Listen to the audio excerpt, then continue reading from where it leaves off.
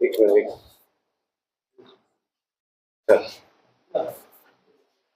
पिछले हफ्ते तेलंगाना स्टेट वक्फ बोर्ड का जो बोर्ड की मीटिंग हुई थी, स्पेशल बोर्ड का मीटिंग, वक्फ अमेंडमेंट बिल 2024 इसको लेकर हम स्पेशल बोर्ड का मीटिंग बुलाए थे पिछले हफ्ते।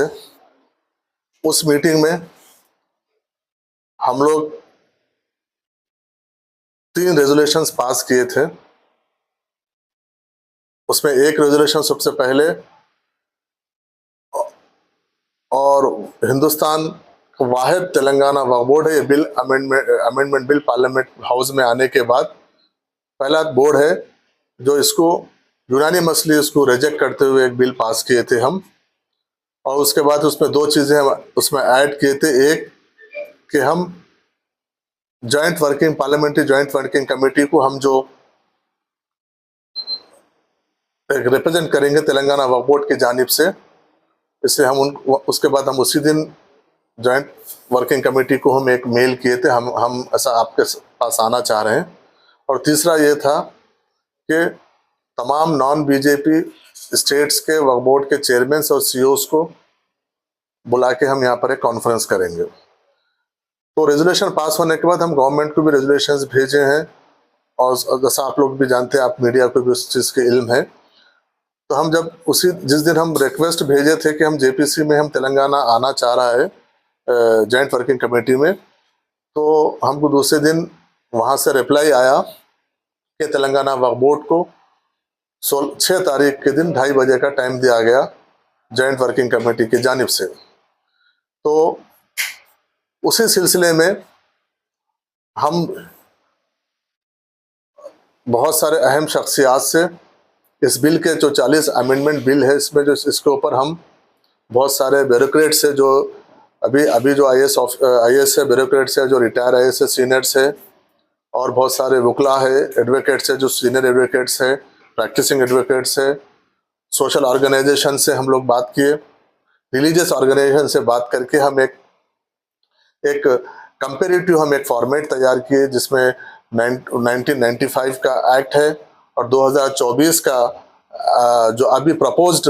बिल है वो रखते हुए हमारे उस पर सजेशंस पूरे सभी 40 उसके ऊपर हम सबको सर्कुलेट किए।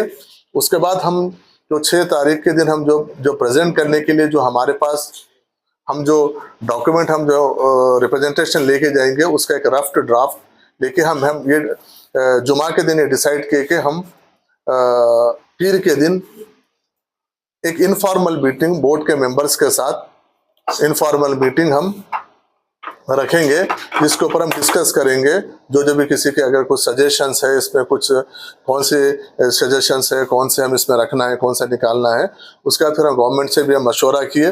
गवर्नमेंट से भी हम जाने की इजाज़त लिए, गवर्नमेंट भी इजाज़त दी। और उसके बाद फिर हम गवर्नमेंट का भी ये सजेशन था कि आप इनफॉर्मल मीटिंग आप मेंबर्स के साथ बैठिए। उसके बाद कुछ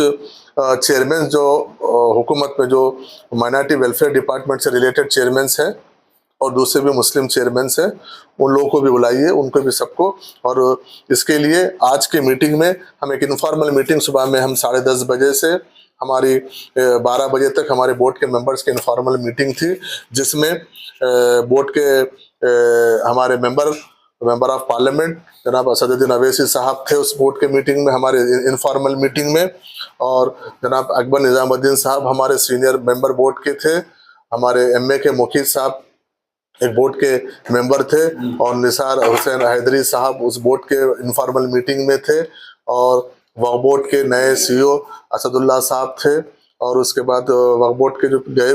गुज़िश्ता कल तक जो अथॉराइज ऑफिसर थे लियाकत हुसैन साहब थे, वो मीटिंग में हम इन डिटेल में डिस्कशन किए। डिस्कशन करके सबके सजेशंस हम लिए उसमें, और जिस तरीके से जॉइंट वर्किंग कमेटी काम कर रही है, उन सजेशंस वो लोग किस तरीके से उनका क्या उन लोग की इंक्वायरीज है, क्या क्वेश्चंस है, वो लोग क्या पूछ रहे हैं, हमको क्या देना चाहिए, उसके ऊपर डिटेल से उसका डिस्कशन हुआ। और honourable parliament member of parliament Asaduddin Owaisi साहब भी क्योंकि वो खुद भी एक जॉइंट वर्किंग कमेटी के मेंबर है, वो भी कुछ सजेशंस दिए कि किस तरीके से हमारा रिप्रेजेंटेशन होना चाहिए, उसके ऊपर डिटेल में डिस्कशन हुआ। उसके बाद 12 बजे से हमारे जो हुकूमत के नुमाइंदे हैं, ख़ास तौर पर माइनॉरिटी गवर्नमेंट के माइनॉरिटी अफेयर्स के एडवाइज़र जनाब शब्बीर अली साहब आए थे। उनके साथ साथ माइनॉरिटी वेलफेयर के स्पेशल सेक्रेटरी जनाब तफसीर इकबाल साहब आए थे, और टेम्ब्रिज के वाइस चेयरमैन और प्रेसिडेंट जनाब फ़हीम कुरैशी साहब आए थे, और माइनॉरिटी फाइनेंस कॉरपोरेशन के चेयरमैन उबैदुल्लाह कोतवाल साहब आए थे। उर्दू अकेडमी के चेयरमैन जनाब ताहिर बिन हमदान साहब मौजूद थे। उनके साथ साथ फूड कॉरपोरेशन तेलंगाना गवर्नमेंट के फूड कॉरपोरेशन के चेयरमैन जनाब मोहम्मद फ़हीम साहब आए थे, और लाइब्रेरी स्टेट लाइब्रेरी के चेयरमैन जनाब प्रोफेसर रियाज साहब आए थे। इन लोग के सामने भी जो हमारे मेंबर्स में जो डिस्कशन हुआ, जो डॉक्यूमेंट्स थे, उनको भी हम सर्कुलेट करके उनके साथ भी हम इन डिटेल में डिस्कस किए, और उनके तजावीज़ों को भी जो वहाँ पर दे सकते थे लिए, क्योंकि हमको कल जॉइंट वर्किंग कमेटी में कल हम उनको सॉफ्ट कॉपी भेजना है। तो आज उनसे भी कुछ, अगर शाम तक आपके पास भी कुछ सुझाव हो तो आप दीजिए, रिटर्न में दीजिए। ज़रूरी नहीं है कि 40 के 40 अमेंडमेंट के ऊपर आपको जो समझ में आया सुझाव दीजिए। हम उनको सबको इनकॉर्पोरेट करके एक हम रिप्रेजेंटेशन अच्छा तेलंगाना के वक्फ बोर्ड की जानिब से हुकूमत जो जॉइंट पार्लियामेंट वर्किंग कमेटी है उसको हम 6 तारीख के दिन प्रेजेंट करेंगे, क्योंकि 6 तारीख के लिए 7 मेंबर्स का हमको परमिशन मिला है। 7 मेंबर्स के लिए हम मैक्सिमम आप 5 से 7 मेंबर आ सकते हैं करके हम उनको रिक्वेस्ट किए कि मेंबर्स को आप थोड़ा सा बढ़ाइए, तो बोले कि नहीं, हम 5 से 7 मेंबर से ज़्यादा हम नहीं, तो इसलिए हम तेलंगाना की जानिब से इंशाल्लाह हम 7 मेंबर्स, बोर्ड के जानिब से 7 मेंबर्स वहाँ पर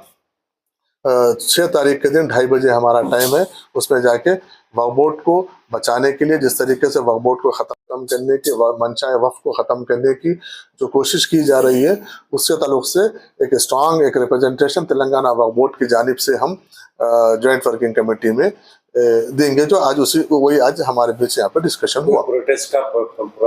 प्रोग्राम नहीं, अभी 6 तारीख के बाद हम जब वो जॉइंट पार्लियामेंट्री